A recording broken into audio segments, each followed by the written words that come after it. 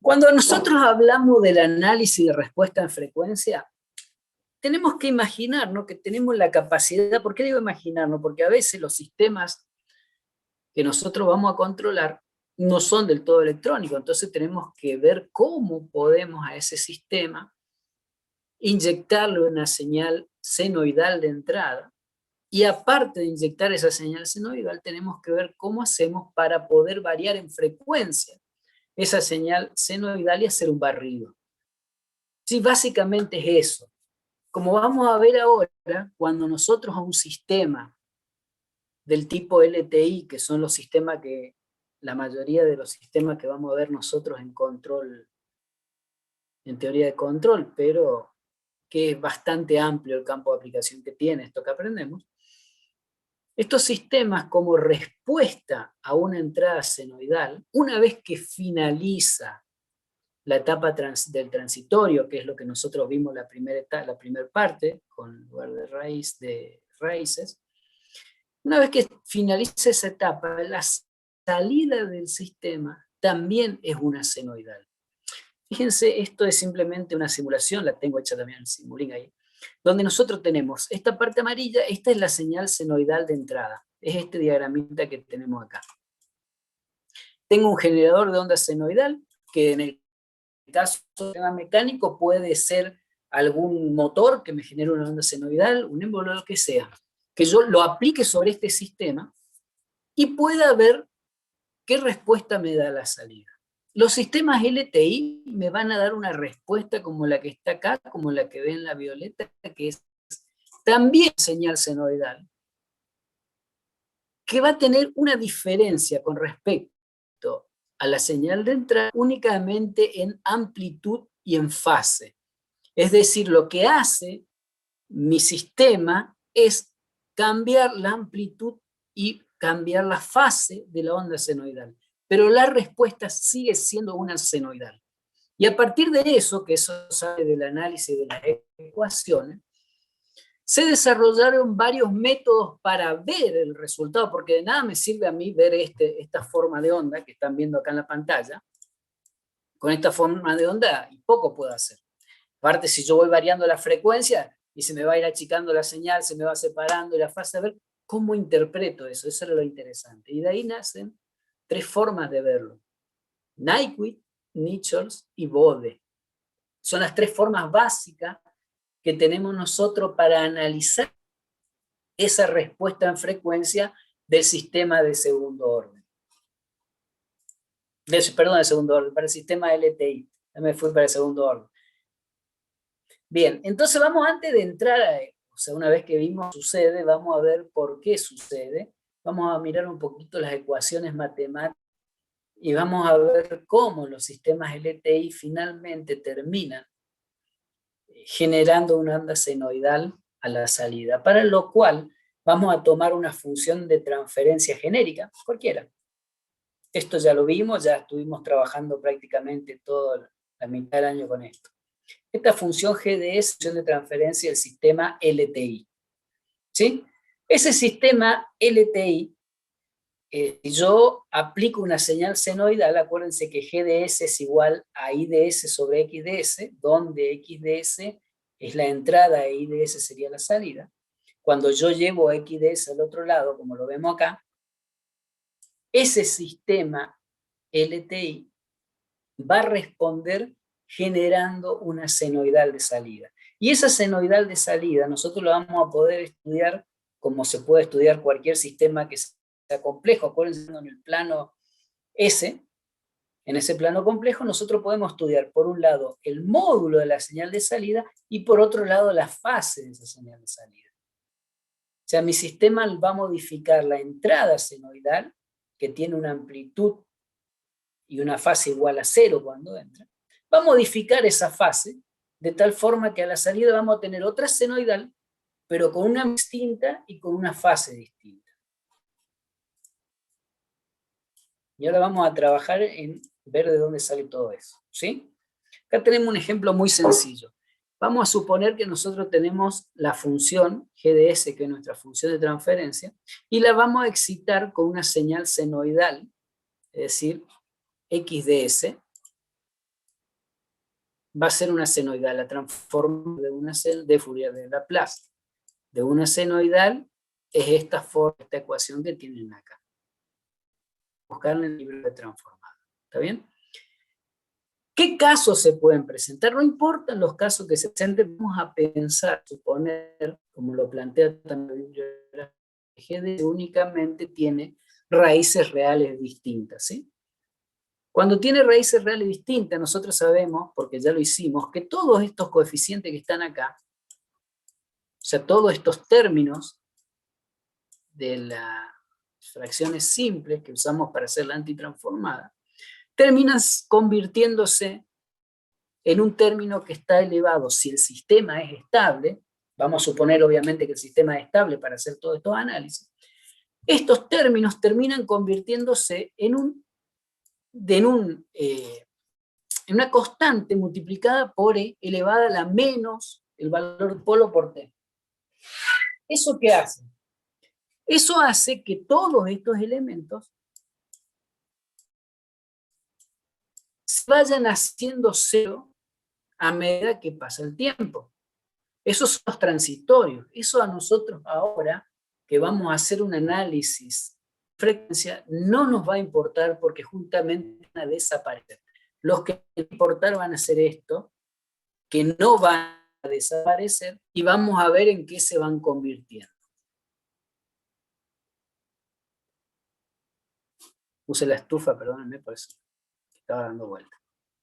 Bien, entonces simplemente estamos haciendo un análisis donde excitamos una función de transferencia de un sistema LTI estable, es decir, con todas las raíces reales negativas, y que tiene el par de polos, o sea, tiene los polos complejos conjugados, y la salida de ese sistema excitado con la senoidal presenta una forma genérica como hasta acá.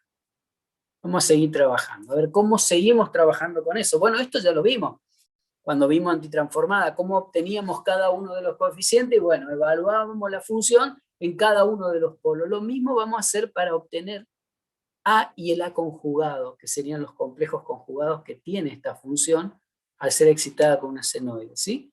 ¿Cómo lo hacemos? De la misma forma, obtenemos los polos complejos, los aplicamos a la función, y a nosotros el resultado de aplicar eso, que está muy bueno como desarrollo para que se pongan a jugar un poquito, nos va a dar que esos coeficientes terminan convirtiéndose en una senoidal cuando nosotros obtenemos A. Se acuerda que teníamos, esto sería GDS, me va a dar esto para A y esto para A conjugado. Que aplicando Euler termina convirtiéndose en un seno, ¿sí? A y A conjugado, se termina convirtiendo en una función senoidal que tiene una fase distinta a la fase de entrada, que este elemento va apareciendo arriba, y una amplitud, donde X era la amplitud del seno original de entrada, donde esta amplitud modifica la amplitud del seno. Es decir, la salida de mi sistema LTI va a ser una señal senoidal, pero modificada en amplitud y fase. Esa comprobación matemática es la que permite desarrollar después todo lo que es diagrama de Bode, de Nyquist y de Nichols, porque todos se basan en lo mismo. Como la señal de salida va a seguir siendo una señal senoidal, si yo puedo ver cómo varía la amplitud de la senoidal de salida y la fase de la senoidal de salida con respecto a la entrada, eso me va a estar dando a mí información sobre mi sistema.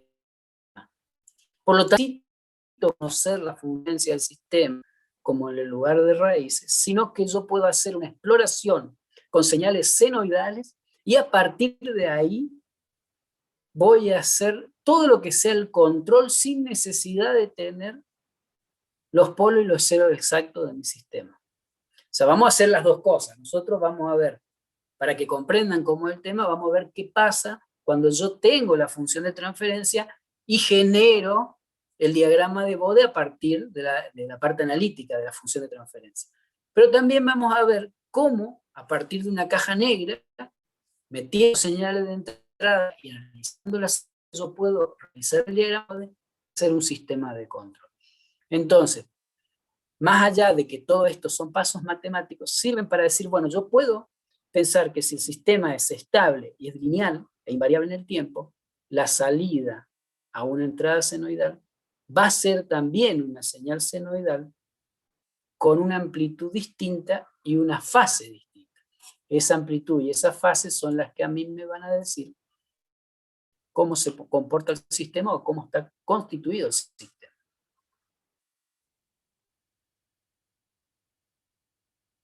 Bien, ¿cómo vamos hasta acá? Esto no es nuevo, ya vieron BODE, ya lo han visto, que es lo que va a seguir después, y los sistemas LTI que transforman, o sea que se excita con una senoidal, saca una senoidal, tampoco es nuevo. Creo que teoría de los circuitos toca ese tema, o me equivoco.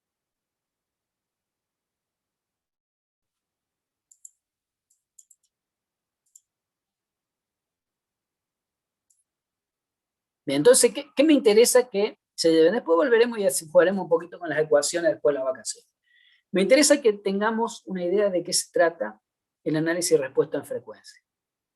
Es un método real, o sea, aplicable, práctico, que yo puedo generar una senoidal, leer la salida y la entrada, calcular el desfasaje y la amplitud, y con eso generar un diagrama que me permita desarrollar el sistema de control. Es muy útil para sistemas que no conocemos. Entonces, dicho eso, tenemos entonces que nosotros podemos obtener G de omega como la relación entre las amplitudes de la entrada y la salida, y también el desfasaje como la relación entre la fase de entrada y la salida, considerando la fase de entrada como desfasaje cero, será nuestra referencia, ¿no es cierto? Bien, vamos a... Esto no tiene mucho sentido, esto ya lo han visto ustedes, la respuesta en frecuencia. Quiero ver acá. Vamos a ver estos tres tipos de diagrama, va a ser lo que va a ocupar todo nuestro segundo cuatrimestre. Va, no todo, porque vamos a trabajar mucho con variable de estado. Pero la primera parte va a ser esto, donde vamos a ver el diagrama de Bode, que ya todos lo conocen. Es un diagrama hecho en una hoja semi-logarítmica. Vamos a usar software, pueden usar el Scilab, el Octave, MATLAB, lo que quieran. Me enteré que el Octave no tiene más soporte, así que yo les recomiendo que vayan para el lado de Scilab si no tienen algún MATLAB. En donde tenemos por un lado la magnitud en dB y tenemos la fase en grado. Eso es el diagrama de Bode. Son dos diagramas, uno de magnitud y uno de fase. Se usa la hoja semi-logarítmica porque la influencia de los polos y los ceros se ven en décadas de frecuencia, es decir, yo si tengo un polo ubicado en una determinada frecuencia, yo voy a ver cómo ese polo influye una década antes y una década después. Quiere decir, si estoy en 1 Hz, una década antes sería 0,1 Hz y una década después serían 10 Hz. Si fuera una hoja lineal, las frecuencias serían muy... La cantidad de frecuencias que voy a tener que dibujar son muy grandes y sería muy complejo el diagrama. Es por eso que se ha usado la forma logarítmica. La parte de magnitud y de fase se hace con parte lineal y la parte de frecuencia se usa la parte logarítmica. El otro diagrama serían los diagramas polares, lo de Nyquist. Dijimos que este sistema es un sistema complejo, estamos hablando en el plano S, ¿no es cierto? Lo que hace Bode, amplitud, fase. ¿Qué hace Nyquist? No, yo te voy marcando directamente para cada punto, para cada frecuencia que vos pones, yo te voy a marcar un determinado punto. Este puntito que está acá corresponde a cómo es la parte imaginaria y la parte real de la salida, porque en realidad, en lugar de representarlo como algo que depende de la frecuencia, toma ese punto y dice, bueno, este punto tiene parte imaginaria y parte real. Ya vimos que G de J omega es un número complejo. Lo representamos como una fase en Bode y acá lo representamos como un solo elemento. Sería el diagrama polar o diagrama de Nyquist. Este diagrama, como vamos a ver, es muy útil para estudiar la estabilidad de los sistemas. Son importantes, como le dije antes, cuando no cuento con la función de transferencia. Si yo tengo la función de transferencia, veo dónde están los polos y ya. Pero en este caso, o la mayoría de las veces, no vamos a contar con función de transferencia. Y el último es el diagrama o las cartas de Nichols, donde tenemos, por un lado, tenemos la fase, o sea, en las ordenadas tenemos la fase. Siempre tengo dudas cuál es la ordenada de la cifra. Bueno, acá tenemos la fase, y en este tenemos lo que es la ganancia. Se dibuja un solo punto para cada frecuencia, va a ir generando esta respuesta en fase y en ganancia. Después vamos a ver que cada uno de estas formas de representación sirven para ver determinadas características de los sistemas.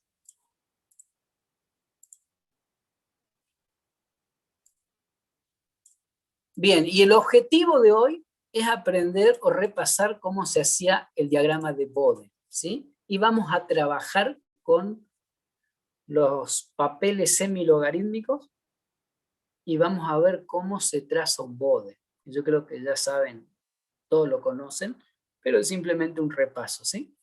Las frecuencias van siempre en radianes. Si yo me paro en cualquier punto de este papel semilogarítmico, yo voy a tener en cada uno de estos puntos la separación corresponde a una década de frecuencia.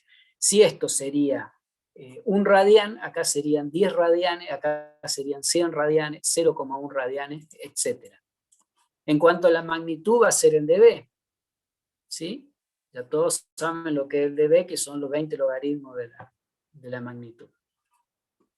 Se usa los dB para que, como van a ver ahora, cuando hagamos el diagrama sean suma y resta y no tengamos que hacer multiplicación y nada raro. Bien. Entonces, vamos a empezar de forma rápida a ver cada uno de los elementos que se puede presentar en una función de transferencia y cómo la vamos a representar en el diagrama de Bode. El primer elemento, o sea, ¿qué podemos tener en una función de transferencia? Podemos tener ganancias, factores integrales o derivativos. ¿Qué son los factores integrales o los factores derivativos en la transformada de Laplace? Abran los micrófonos y lo responden. ¿Qué es un factor?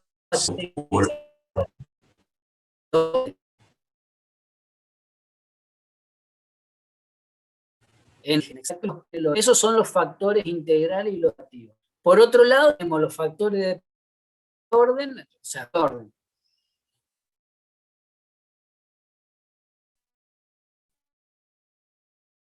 O sea, yo puedo tener de orden, pero ¿qué tiene solo? Con raíz son 3 factores de primer orden. ¿Sí? Si tengo, y el otro factor que puede aparecer son polos dobles o ceros dobles conjugados. Y ya vemos que son combinaciones.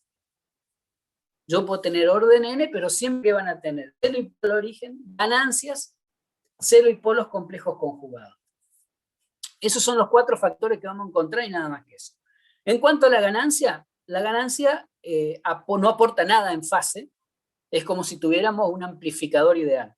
Si yo tengo un amplificador ideal, lo único que hace es ampliar la amplitud de la serie, debería modificar absolutamente nada en fase. Entonces, en ese caso, únicamente la ganancia aparece como 20 logaritmos de la ganancia en el diagrama de Bode. Es una recta. O sea, yo tengo el diagrama, para que se acuerden, tengo la ganancia, track, entonces esto sería 20 logaritmos de K. En el caso de la fase, no hace absolutamente nada. Los polos y ceros al origen, o los derivadores, o sea, los integradores y los derivadores.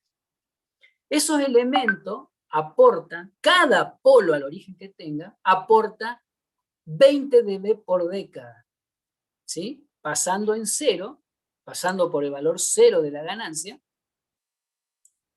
en el valor 1, donde la frecuencia corresponda al polo. Al valor 1 de la frecuencia, perdón. Ahí.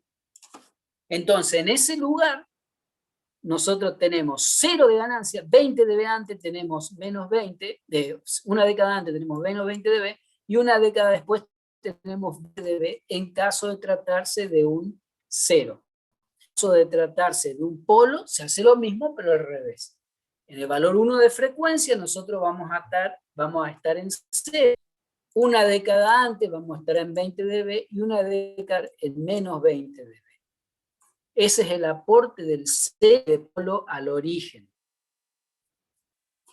Si yo tengo de orden n el polo, en lugar de tener un solo origen, tengo 2 polos al origen, el aporte, en lugar de ser de menos 20 dB, va a ser de menos 40 dB. Y así se va multiplicando por la cantidad de polos al origen. ¿Sí? Entonces ya tenemos 2 elementos. La ganancia no aporta nada en fase. Después vamos a ver cuánto aportan estos bichitos en fase. Y tenemos los polos y 0 al origen, que en ganancia tienen una pendiente, o arranca con una pendiente de menos 20 dB por década, el polo, y más 20 dB por década, el 0. ¿Qué pasa con el ángulo de fase? Bueno, el polo al origen aporta menos 90 grados. O sea, desde arranca el menos 90. Si yo tengo una ganancia y un polo al origen, el desfasaje que voy a tener a la salida va a ser de menos 90 grados. Y justamente la integral del seno, que es el coseno. ¿Sí? Si yo tengo un 0 al origen, se hace un adelanto de 90 grados. O sea, aporta 90 grados. Entonces, si queremos ver los 2 diagramas juntos, los tenemos acá. Tenemos, en este caso es un polo al origen, donde esto vale 1, acá la frecuencia, a ver si me puedo verlo, ahí está. Estamos justo en este lugar, es 1 de frecuencia, menos 20 dB por década, y tenemos 2, no este menos 40, porque tenemos 2 polos al origen, menos 180 grados de fase. Si tenemos ganancia, no aporta fase, el polo al origen, menos 20 dB por década por cada polo al origen, más 20 dB por década por cada 0 al origen, y tenemos menos 90 grados por cada polo al origen, y más 90 grados por cada 0 al origen. Siempre es importante tener en cuenta que el análisis de respuesta en frecuencia estudia la respuesta en estado permanente del sistema. Acuérdense lo que les dije hace un ratito, que se da debido a que acá no estamos midiendo T, estamos trabajando en frecuencia, estamos con un tiempo suficientemente largo como para que todos los efectos de los polos y ceros del sistema se hayan extinguido y quede únicamente la respuesta en estado estacionario. ¿Sí? O sea, tenemos cero y tenemos polo. Lo bueno es que al ser el logaritmo en la fase, vamos, después seguimos. Bien. Sistema de primer orden sería el tercer elemento. O sea, serían las raíces y los polos distintos, reales y distintos. ¿Sí? Entonces, para eso se hace un estudio en la frecuencia exacta del polo, una década antes y una década después. Acá hay que tener en cuenta lo siguiente, que siempre vamos a tratar de, o tenemos que entender. Todo esto de Bode se desarrolló cuando pensar que yo escribiendo la palabra Bode en la computadora podía obtener la respuesta en frecuencia de un sistema, no existía, entonces había que buscar la forma de hacerlo en lápiz y papel. Por eso se desarrollaron todos estos métodos que son a través de asíntotas. Yo lo que voy a dibujar van a ser asíntotas. Entonces yo voy a agarrar y voy a decir, bueno, tengo un polo, bueno, voy a ver qué pasa con el polo o con el cero, en el lugar del polo, una década antes, una década después, y voy a aproximar mi respuesta a esa, de una forma, la voy a aproximar a esas asíntotas, porque a mí me interesa ver las características del sistema y no el detalle exacto del número. Acá se hace eso. Por eso cuando estudiamos, ¿qué pasa para baja frecuencia? Es decir, ¿dónde qué? Donde la frecuencia, acá estamos hablando, cuando hablamos de T, 1 sobre T, estamos hablando del punto donde está el polo o el cero. Entonces vamos a estudiar qué pasa mucho antes. Venimos acercándonos, cambiando la frecuencia de nuestro sistema, hasta que llegamos al polo, y bueno, antes de eso prácticamente el polo S no aporta, o el 0S no aporta nada en ganancia, hasta donde se encuentra el polo del 0. A partir de ahí sí, ¿qué pasa de ahí para adelante? Bueno, se hace, síguenlo acá, en la segunda parte, esto sería antes, es decir, no aporta nada. Podemos considerar que es 0 dB, no importa, no es 0, pero es cerca. Cuando pasamos la ubicación de ese polo y 0 sí empieza a hacer algo, y en el caso de un polo, empieza a aportar menos 20 dB por década. Si nosotros venimos, esto es típico de un circuito, por ejemplo, un pasabajo, yo vengo aumentando la frecuencia y después cae en menos 20 dB por década. ¿Dónde empieza a caer? Y empieza a caer en el lugar donde se encuentra el polo. A partir de ahí aporta menos 20 dB por década. Entonces en el bode, lo que hago, yo dibujo la frecuencia donde está el polo y en ese punto vengo sin ni un aporte del polo y de ahí en más cae menos 20 dB por década. En caso de que no sea un polo, sea un 0, esto se hace 20 dB por década a partir de la ubicación de ese 0. Lo mismo que hicimos para la magnitud, vamos a ver qué pasa con la fase. En la fase se hace exactamente lo mismo. Se estudia una década antes, una década después y en el lugar de la frecuencia. En el lugar que se encuentra el polo, el aporte de ese polo es de menos 45 grados. ¿Qué sale de qué? De la tangente a la menos 1 de 1. Si fuera un 0, es más 45 grados. Es decir, si yo tengo mi diagrama de Bode, me dijo, acá está el polo, entonces ahí tienes, si es un polo, esto sería menos 45 grados. Una década después va a tener menos 90, y una década antes va a tener 0 grados. Entonces, en el lugar que está el polo, va a estar en menos 45. Estamos tirando las abscisas. Entonces, ese polo me va a aportar menos 45 grados donde se encuentra, una década antes no aporta nada, una década después 90, y de ahí deja de aportar nada más. ¿Sí? Si fuera un 0, va a ser más 45, una década después 90, y una década antes 0 grados.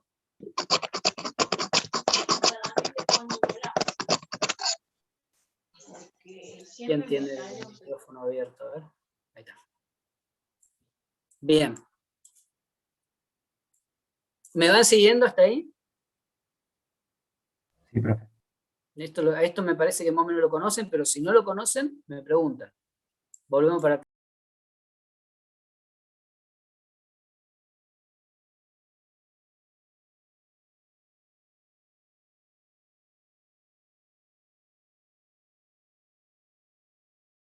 Está sin audio, profe.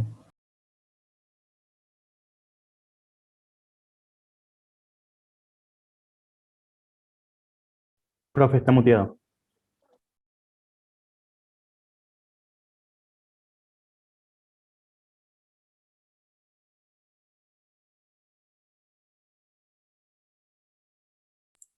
Ahí está. No sé por qué no podía cancelar el silencio. ¿Listo? Ahí me escuchan, ¿no? Bueno, acá tenemos, como les decía, que vamos a ver el detalle. Si nosotros vemos en detalle el diagrama de Bode y hacemos el análisis exacto del valor que tiene en amplitud en la frecuencia del polo del 0, vamos a ver que hay una diferencia de 3 dB. O sea, esta es la asíntota, es la que nosotros trazamos como una recta donde está el polo, le aplicamos la pendiente, y esta es la curva real. La diferencia que hay entre uno y otro es de 3 dB.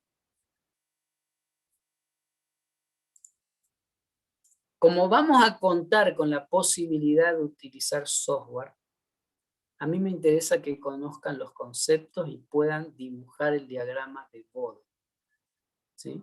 Los detalles los vamos a ver con el software o graficando, en el caso de que podamos armar algún sistemita para hacer algunas pruebas de laboratorio que quiero implementar este año. Entonces, bueno, eso sería un diagrama de Bode de un polo o de un 0. A ver, ¿qué es? Si yo le doy ese dibujo, ¿qué sería eso? Eso es un polo. Un polo. Un polo. ¿Y qué ganancia tiene ese sistema? Unitaria. 1. Está bien, porque arrancamos con 0. Perfecto. Como la ganancia. Es bastante sencillo, se fijan. Si usted tiene la ganancia, tiene en este caso va a ser algo así, S más 1 sobre T, ¿no es cierto? Esta es la forma de esta función de transferencia. Si acá no fuera 0, o sea, no fuera 1, y aparecería por acá, cuando yo hago el dibujo completo del bode, simplemente voy a llevar mi función de ese polo para arriba.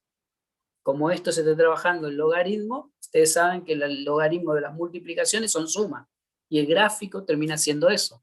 Simplemente un desplazamiento de las curvas de cada uno de los polos y 0 que vamos a encontrar. Bien, esto es lo mismo, donde se ve los 20 dB por década de un 0. Exactamente lo mismo. Fíjense que cuando nosotros dibujamos esto, lo hacemos con una recta, que también existen estos pequeños errores con respecto a la real, a la curva real, pero no va a influenciar mucho, por lo menos a los que nos interesa a nosotros, que es ver los márgenes de fase, márgenes de ganancia, que tienen que ver con la estabilidad del sistema.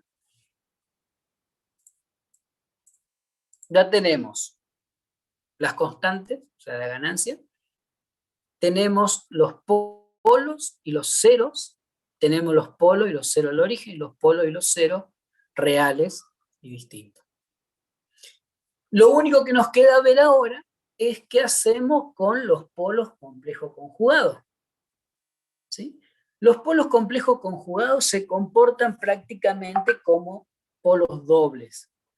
Si yo tuviera dos polos reales iguales, ¿sí? se va a comportar muy parecido a lo que se comporta un polo complejo conjugado, dependiendo del valor de zeta. Ya volvemos a esta figura.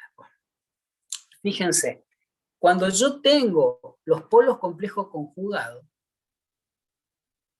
presentan una pendiente de menos 40 dB por década. Sería lo mismo que poner un polo doble en algún lugar. Pero cuando cambio el valor del zeta, la respuesta del sistema se va separando de la respuesta de dos polos reales. O sea, a medida que zeta se va haciendo más chico, es más la separación. Y estos picos que se ven tienen que ver con la frecuencia de resonancia del sistema, que ya lo vamos a ver en detalle. Pero básicamente acá lo importante saber es que yo puedo ubicar el polo en omega n, en mi ecuación, yo encuentro omega n, y ese va a ser el lugar donde yo pondría un polo doble. Y trazo las asíntotas, o sea, ¿sí? Tiro las asíntotas con menos 40 dB por década, y después, una vez que ya tracé eso, con el valor de zeta, que también lo voy a sacar de la ecuación, voy a ajustar la curva en amplitud y en fase, porque es exactamente lo mismo. Nosotros dijimos que un polo simple aportaba 90 grados al final, la década después. Un polo doble aporta menos 180 grados. Fíjense que en este caso los polos complejos conjugados también aportan finalmente los menos 180 grados. Nosotros hasta ahora estamos viendo todo lo que son sistemas de fase mínima. Después vamos a entrar a hablar de sistemas de fase no mínima, que suma un poquito más de ruido nada más. Bien, volviendo acá. Entonces, ¿qué tenemos que hacer nosotros cuando nos encontramos con polos? A ver. Exactamente. Es la omega n, la no amortiguada, exactamente. Entonces nosotros tenemos que buscar esa frecuencia, Pablo, que preguntaste. Tenemos que buscar esa frecuencia y a partir de ahí nosotros hacemos el diagrama de Bode de los polos complejos conjugados. Buscamos el zeta, buscamos el omega n, y a partir de ahí hacemos nuestra gráfica de Bode y los estudios correspondientes. Acá tenemos el estudio de por qué menos 40, etc. Es más o menos lo mismo. Lo que pasa es que, obviamente, que como estos son polos complejos conjugados, el zeta juega y hay que tener algún tipo de tabla. Esto está normalizado, entonces fíjense, si nosotros teníamos un zeta de 1, sería cuando son real e igual, ahí sería uno común de los que vimos hasta ahora. O sea, como agarrar dos polos cualquiera y ponerlos juntos, ¿sí? Pero cuando llegamos al zeta 0,1 ya tenemos una ganancia de 10, que es la frecuencia de resonancia. ¿Está bien? Entonces, el trazo del Bode, ¿cómo se divide? Tengo una función de transferencia, obtengo los polos y los ceros de esa función de transferencia, ubico primero la ganancia, ubico los polos, ubico los ceros reales, luego ubico los ceros complejos conjugados de forma separada en el mismo diagrama, y finalmente los sumo a todos de forma gráfica. Y así obtengo el diagrama de Bode. O sea, arranco de la ganancia, o si tengo un polo al origen, arranco de la ganancia con la pendiente del polo al origen, y luego voy a ir sumando los efectos de cada uno de los polos y de los ceros. O sea, no es algo que sea nuevo, pero sí es algo que hay que practicar. Y eso es simplemente el diagrama. O sea, vimos cómo a partir de una función de transferencia GDS podemos construir un diagrama de Bode, ubicando los ceros y ubicando los polos.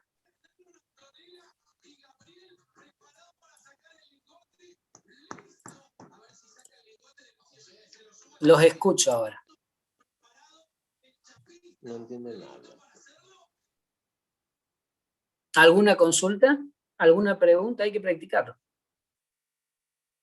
Yo me perdí capaz la última parte porque justo me saltó algo, pero usted mencionó sistemas de fase mínima. ¿Qué es eso?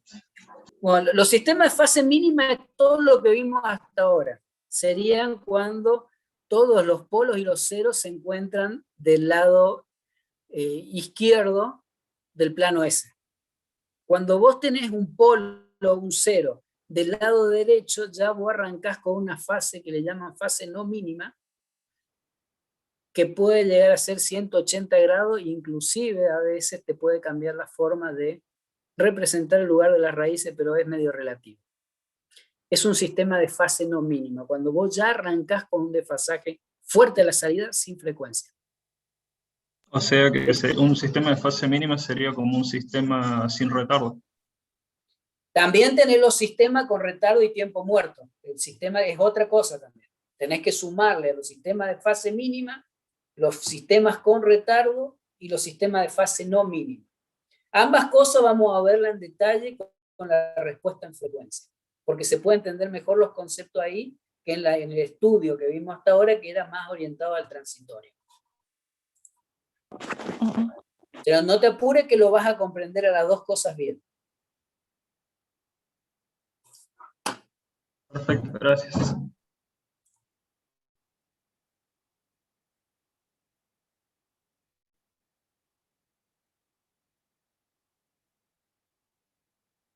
Bien. Ahora que esto es lo que vamos a ver hoy, porque después vamos a volver después de la vacación y vamos a pegar un repaso general de todo esto. Y ahora me gustaría escucharlos a ustedes en cuanto a lo que vimos de sistema de control de principio de año hasta acá. Voy a parar un poquito esto.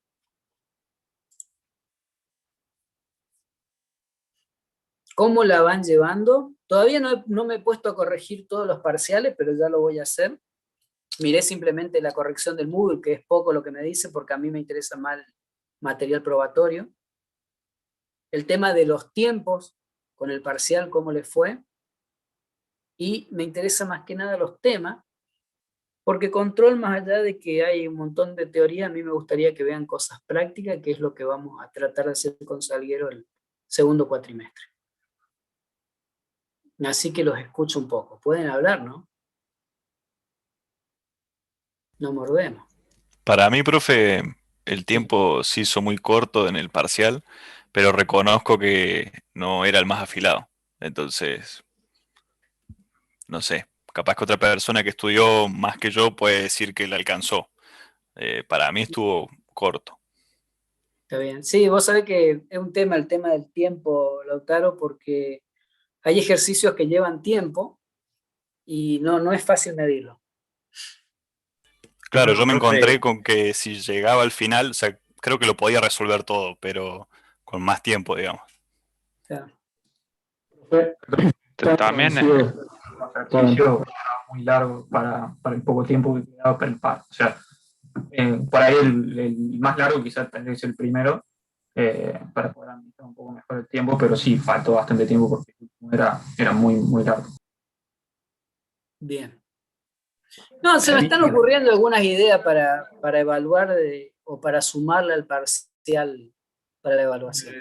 En mi en un caso caso, particular, yo le hablé por mail que había tenido el Sí, tema, sí, de sí, que sí, empecé tengo tu bastante mail ahí, tarde, Luciano.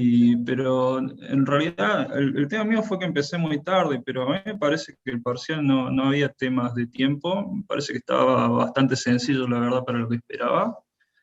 Y más allá de eso, aparte del parcial, eh,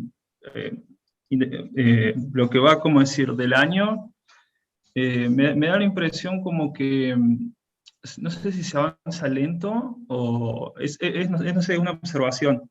Por ahí hay Sí, muchas cosas que usted repasa, que está bueno, las repase, pero que ya las hemos visto mucho y quizás se podría destinar el tiempo a otras cosas. No sé si me explico. Siento que capaz esta primera etapa podríamos haber avanzado muchísimo más ujú, o profundizar algunos puntos por sobre otros. está bien. Perfecto, eso es lo que quiero que me digan. a mí otra cosa que me jugó un poco en contra, profe, fue Sí, que creo que perdí mucho tiempo yo en eso, fue que había ejercicios que no encontraba, o sea, no estaba la respuesta correcta en Mood, y ujú. entonces cuando o sea, lo hice 2 o 3 veces al ejercicio y tenía, o sea, tenía la duda si era el error mío o era un error de Mood, o sea, de que había cargado usted mal los resultados.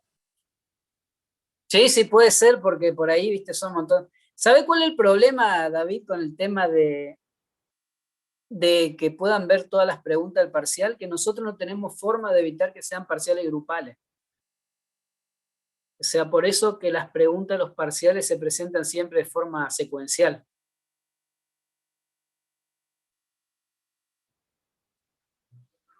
Sí, no, lo que tenemos que hacer, Gustavo, en realidad no es aumentar más el tiempo, sino ver cómo evaluarlos de una forma que no sean solamente parciales.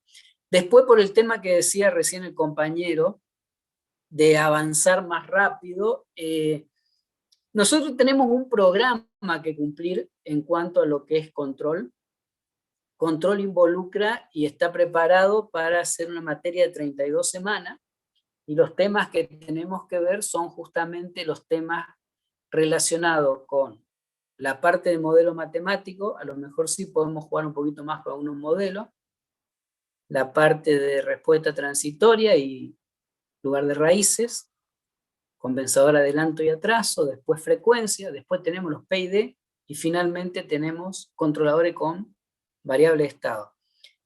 Más allá de que uno quiera profundizar algunos temas o decir quiero comprender, yo creo que lo importante que ustedes tienen que obtener de la materia es la capacidad para desarrollar de alguna forma un control. O sea, a mí no me interesa que se sepan un montón de teoría y que cuando los ponga enfrente de un problema, lo resuelvan de forma, ¿cómo sería? Como lo hace cualquiera, o el 90% de lo que conozco, que empieza a pensar cómo ellos harían el control, siendo ellos la máquina, por así decirlo. O sea, si calienta mucho lo voy a enfriar. No, hace falta tener un poquito de criterio al momento de ver cuál es el controlador y qué tipo de controlador voy a usar. Eso a mí me interesa mucho más que un montón de contenido. El contenido de la materia es la del programa. O sea, profundizar más sin dar los temas del programa me parece que es un poco complejo, más en esta realidad que nos está tocando, que es la virtualidad, que no es fácil ni para ustedes ni para nosotros. Sí, bueno, tal vez eso del tema del programa, opino que va más allá de la materia, sino más bien una estructura completa de la carrera, donde muchos temas se repiten de manera constante en muchas materias, y eso ya es una estructuración mala de parte de la estructura curricular completa, de los 6 años. Sí, yo creo que justamente ahora va a haber un cambio importante en todo lo que son los programas, porque ya se aprobó el cambio, cantidad de horas y materia, etcétera, Se aprobó en al final lo que, donde sí está aprobado, eso ya está aprobado y hay que empezar a adecuarse. porque nos comentó el libro hace 2 años que estaban viéndolo todavía. Y que Sí, sí, no, o pero sea, ya 4 años lo han eran. aprobado. Ajá. Profe, profe, No, en mi opinión, Ese, ¿no? hola. El sí, tema, te escucho. el tema del tiempo, en primer lugar, me Sí, pareció que el examen estaba bastante accesible, porque son todos los temas que estuvimos viendo y particularmente las guías. O sea, si resolvíamos las guías se podía hacer tranquilamente, pero realmente el tiempo me pareció muy corto o mal distribuido, como decía uno de los chicos, que hubiera estado bueno el más difícil al principio, para tomarse más el tiempo. Porque cuando llegamos a la parte del lugar geométrico, yo llegué hasta la parte del lugar de raíces y después ya no había forma, eran como las 11:30. Y lo otro claro. lo podía haber hecho porque lo entendía el tema, pero no hubo tiempo. Y respecto a lo que decían de repasar los temas, hay gente que no cursó el año pasado cuarto año, o por lo menos en mi caso, que yo cursé cuarto hace 2 años, entonces volver a ver los diagramas de Bode o todo esto, es como refrescar y hacerlo más, asimilarlo a los temas. O sea, no está de más para mí que lo volvamos a ver. Mira, yo soy un convencido, Eliana, y bueno, me gusta, por eso quiero hablar un poco con ustedes. Lamentablemente no los puedo conocer, porque esta virtualidad yo veo un montón de fotos y no sé si hay gente atrás. O sea, sé que hablan a veces en los parciales, que me falta tiempo, me sobra tiempo, pero tiene que haber un ida y vuelta. O sea, en realidad, hoy en día, yo creo que lo que nosotros tenemos que hacer como profesor en la facultad es enseñarlo a ustedes a aprender, porque toda la información está en Internet. O sea, si ustedes se ponen un rato, encuentran cómo hacer un diagrama de Bode, cómo hacer un lugar de raíces. Ahora, el problema es cómo llevarlo a eso a la práctica, y eso es lo que está haciendo mucho hincapié en los nuevos programas. ¿Cuántos temas que se repiten? Y yo en ese sentido estoy de acuerdo con Eliana, que ahí hace falta hacer un repaso, y es una clase la que invertimos en un repaso de Bode completo. O sea, si nosotros tuviéramos que dar Bode como que nunca lo hubieran visto, o que tendríamos que darle una parte más profunda de teoría, nos debiaríamos, y yo creo que serían 2 clases fácil. Nosotros lo resumimos mucho, por lo menos a mi entender está muy resumido el tema, pero suficiente para lo que hace falta para el control. A mí me interesa más que ustedes comprendan cómo van aplicándose los ceros y los polos, que me sepan toda la jerga matemática de por qué el cero y el polo se comportan de una forma. O sea, hay que mezclar un poquito la parte. Hay varios temas, Sí, digamos, que son complejos y verlos en distintas materias con diferentes puntos de vista se entiende de otra forma. Por ejemplo, a Bode lo entendí recién en medidas 2, un ejemplo, claro. que lo explicaron de otra forma, digamos, y ahora quizás con el enfoque que lo estamos viendo, con la clase de hoy, se lo veo de otra forma distinta. Entonces, se va aprendiendo más, no es que un tema se repite y ya lo vimos y te aburre, porque es distinto, se ve de otra forma distinta. Y es necesario Sí, también. yo creo que sí, justamente viene para los planes que vienen, para el nuevo plan y para la nueva forma de dar clase, está orientado a lo que son las competencias que le llaman. Es decir, que ustedes aprendan a hacer, que para mí siempre fue muy crítico el tema de que muchas veces vemos cosas en la teoría, pero nunca las llevamos a la práctica y después salimos y se pierden. Control es fantástico. Los sistemas de control, fantástico, a mí me gusta control porque nos permite hacer un montón de cosas, pero si nosotros nos quedamos con las ecuaciones, terminamos chocando y nunca llegamos a implementar las cosas. Entonces, permítanme un cachito, voy a caminar con la compu, así que capaz que se mareen un poquito. No sé si se ve ahí. No sé si Bueno, llega a ver ahí profe, el banco. Sí, yo no sé si había revisado a principio de año en el correo institucional, yo le había mandado un mail sobre un proyecto que estaba desarrollado, creo que era por una universidad estadounidense, con la plataforma Arduino y MATLAB, que era para prácticas de un curso de control. Por ahí capaz eso estaría bueno que se Sí, nosotros lo vamos a hacer implementarlo con la en la Raspberry. materia. Estamos en eso, pero le quiero mostrar, dame un segundito. A mí Arduino para los ingenieros no me gusta.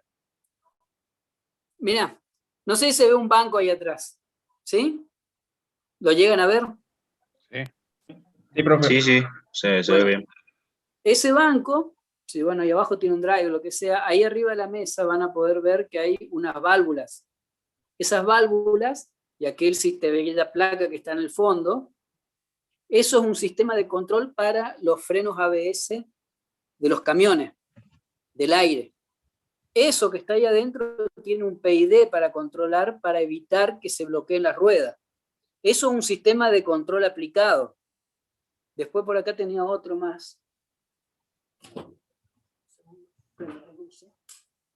Ahí se va a ver. Bueno. Después yo lo voy a mostrar, voy a hacer un diagramita en bloque para que lo entiendan mejor. A ver, no se me mareen, ¿no? ¿Se ve? Ahí se ve. ¿Sí? No sé si llegan a ver ahí ese equipo que está ahí abajo. Sí.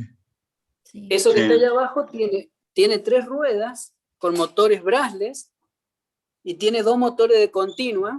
Son vehículos eléctricos, son una especie de triciclo, pero tienen el problema que son un poco altos y son inestables. Para estabilizar eso hay un pequeño modelo matemático y hay un control de una especie de péndulo, como si fuera un péndulo, y se maneja con motores de continua.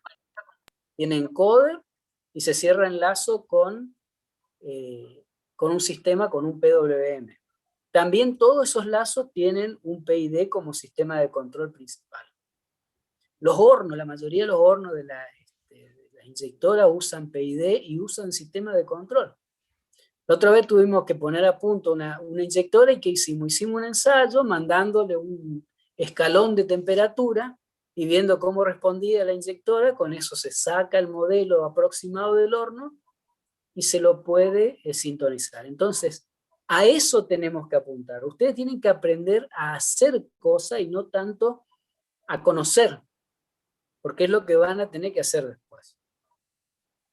Claro, eso estaría bueno, me parece, por ahí para el práctico, hacerlo más, tener alguna forma de implementar esto, porque capaz el práctico de la materia con el profe Salguero termina siendo demasiado. Queda en lo mismo que todas las materias, aplicar ecuaciones y ver con algún simulador y no pasa de ahí. O sea, si uno no ¿cómo decir? Si uno no practica por su cuenta, a aquel que no le interesa quizás el tema, por mucho más que porque está obligado a cursar la materia, no tiene chance de aprender realmente la puesta en. Sí, por eso decía, tengo que sentarme con Salguero y a ver si podemos, porque la idea que estamos manejando también en el CUDAR es ver si podemos, utilizando la Raspberry Pi, hacer una especie de laboratorio virtual, en donde puedan implementar ustedes sistemas de control y nosotros implementamos dentro de la Raspberry las funciones de transferencia. Pero bueno, eso está todavía en trabajo. Ya el año pasado, ya que en el departamento de electrónica, ahí en el CUDAR habilitamos lo que es un laboratorio de control, pero está todo cerrado y es complicado. Pero ya lo vamos a ver, vamos a tratar de hacer algunos prácticos, un poquito aunque sean simulados, pero un poco más prácticos. Por ahora van a ser simulados. Sí, para este año muy posiblemente nada de esto, seguramente la mayoría de estas cosas se van a aplicar, pero yo digo para futuro, no sé, para que tengan en cuenta quizás para la materia, años posteriores. Sí, la idea es esa. Sí, Pablo, esa es la idea. Me dice Pablo que estaría bueno ver sistema de control funcionando y sí, lo vamos a hacer a eso.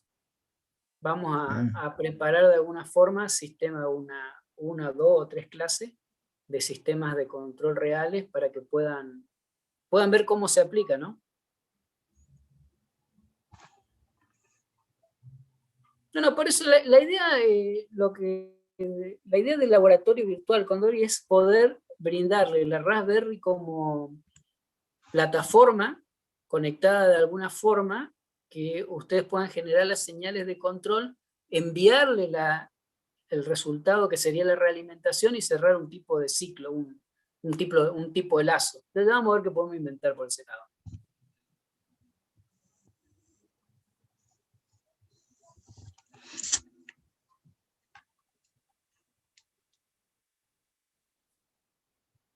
Bien. Entonces, como para cerrar un poquito todo, mañana con Salguero van a ver ustedes lo mismo que vimos hoy, pero lo van a hacer práctico. Yo voy a empezar a corregir los parciales ya, y voy a hablar con él a ver cómo podemos hacer algún práctico que no sea solamente en papel, a ver qué podemos inventar, porque herramientas virtuales hay un montón. Por lo menos este año, que sea virtual. Y después en años futuros sí vamos a hacerlo todo con práctica, porque tengo varias plataformas que se pueden usar para aprender control. Así que no hay problema por eso. Y como detalle, los dos controladores estos que están hechos ahí usan los dos microcontroladores ARM. El que está allá del vehículo eléctrico usa la plaquita Blue Pill, esa que tiene el STM32. Le cambié ese STM32 por otro que tiene punto flotante, porque la verdad que me cansé de pelear con el rebalse que tiene los puntos, los enteros cuando se hacen controladores. Y esta otra tiene un microcontrolador de Texas, un TMS 570, que tiene doble núcleo, también una plataforma ARM. O sea, hoy tienen que pensar ustedes que todo lo que estamos viendo en la parte de control lineal, hoy se aplica directamente a control digital.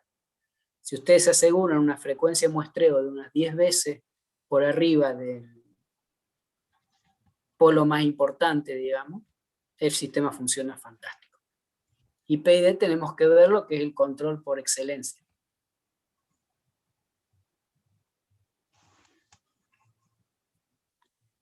Así que bueno, por hoy vamos a llegar hasta acá. Si quieren comentar algo más, lo estoy escuchando.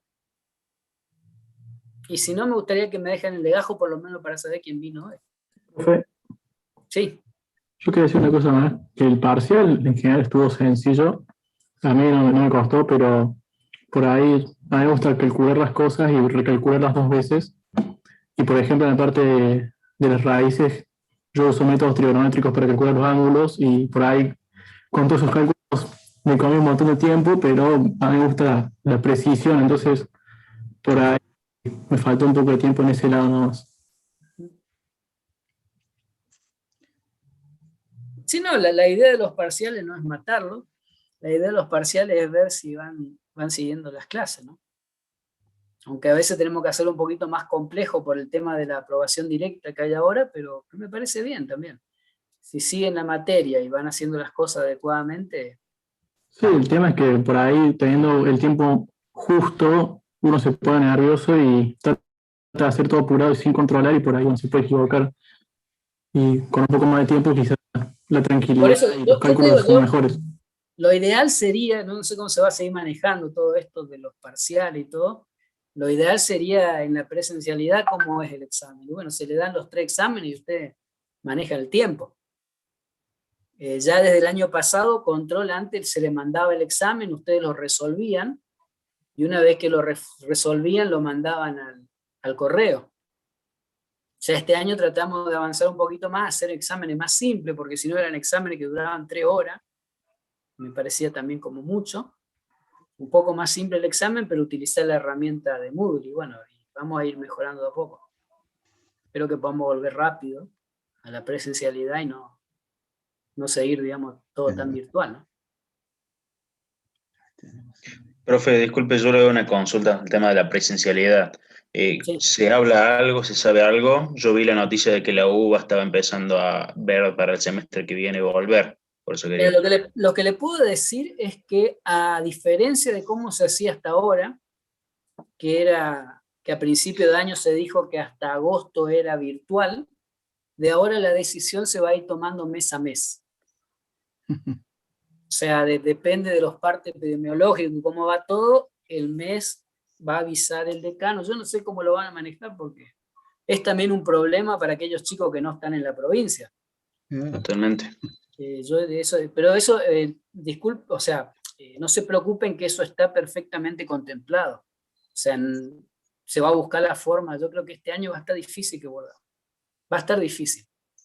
Porque la otra opción es hacer aulas híbridas para poder terminar el año, que es como algunas facultades tienen, donde vos tenés gente presencial y gente virtual. Pero en la facultad nuestra no creo que tengamos esos recursos. Ujú. La Bien. práctica, a lo mejor aquellas materias que tienen práctico, que hacen falta laboratorio, y se van a empezar a habilitar los presenciales, pero seguramente lo van a avisar con tiempo. No va a ser de un día para otro. Perfecto. Muchas gracias. No por nada. Sí, a nosotros el profesor arriba nos dijo que por ahí se hablaba para aplicada, que muchos de los prácticos intentar implementarlos quizás para el verano, entregarlos, fuera del ciclo, o sea, más allá de diciembre sería. Para que usen el laboratorio. Ah, bueno. Claro, para la implementación física de los prácticos. Sí, sí, son todas hipótesis que manejamos, pero no hay nada certero. En teoría, en julio íbamos a poder volver a hacer los prácticos en la facultad. Aquellas materias que necesitaban prácticos más, se hizo una lista, se preparó protocolo, todo, y después, como avanzó todo, tuvo que cortarse. Tuvimos que volver a trabajar, digamos, de todo virtual. Sí, o sea, el ciclo lectivo termina a fin de año y cuanto mucho lo pueden estirar hasta febrero. No creo que mucho más que eso. Así que bueno, les voy a corregir el parcial y seguramente la primera clase, cuando nos veamos, vamos a ver si alguno tiene alguna duda o pregunta de lo que haya corregido. Guillermo, Sí, te escucho, Rubén. discúlpame, pero vamos a ver. Tenés la oportunidad de cambiarle la historia a control. Sí, esa es la idea. Tenés la oportunidad de cambiarle la historia a control. Yo hace muchos años la hice y sigue siendo igual que lo que era antes. Y es triste, porque es tan amplio lo que se puede hacer. Es tan interesante ver cosas por la calle, como decir, no puede ser que el bagaje técnico lo tenés que tener, pero tenés que tener el concepto. Y lo bueno que le aplicaste fue la simulación. Es el primer paso, ahora es interesante, paso. Antes no se hacía eso, pero tenés que implementarlo en el práctico, la simulación. No podés dar vos el práctico y el teórico. No podés barrer y acomodar, ¿me entendés? Las dos cosas a la vez es imposible. No, pero lo vamos a mejorar de a poco, Rubén. Tampoco o sea, acuérdate que este primer año que estoy en la materia, el práctico ya viene hace años, entonces de a poco, lo vamos a ir manejando, pero la idea es tratar de que vean lo que es el control. Ojo que vean la aplicación del control. Ojo que bueno, respecto del práctico... No, yo no digo nada. Tiene cómo muchísima se da. experiencia. Sí, sí, lo único que yo digo es cómo se da, por la costumbre de cómo vienen dándola. A eso te digo que no lo puedo cambiar. No, con Salguero yo fui para alumno de Salguero. Es un tipo que sabe muy mucho. Sí, sí, sí. Lo que pasa es que el tema del práctico, por ahí, un comentario que ahora me hicieron acordar. Las guías son muchos de los ejercicios que ya están resueltos en la bibliografía. Me parece por ahí quizás eso no ayuda mucho. O sea, se puede seguir estudiando por ahí si uno estudia por cuenta propia, ir a buscar los solucionarios, ¿no? Para los ejercicios, pero se me ocurre que capaz estaría bueno para la parte práctica, aunque sea las guías, ver cosas, ¿cómo decir? No lo que encontrás en la primera hoja del libro.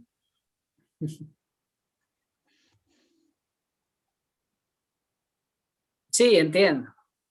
Bueno, pero eso es cosa que vamos a ir mejorando de a poco. Por eso es importante que ustedes hablen también. No hace falta la realimentación de aquel lado. O sea, acá no es por como quien dice, las preguntas no son para juzgar a nadie, sino son para encontrar el mejor camino y que se saque provecho a la materia, porque es un tiempo que tenemos que estar sobre la materia, en el teórico, en el práctico, y tiempo que tienen que dedicarle a ustedes aparte a la materia, y lo bueno es que le saquen provecho. Así es.